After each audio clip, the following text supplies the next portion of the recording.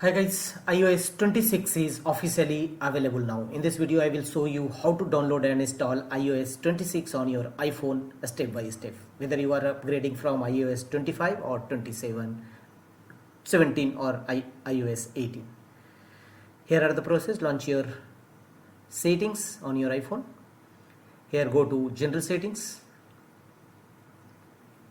Tap on General Settings. Here you will find Software Update. Tap on Software Update.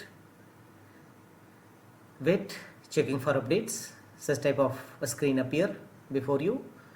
Wait, all available updates will be visible here. iOS 18.7 also available here. And just below you will find upgrade to iOS 26. So tap on it.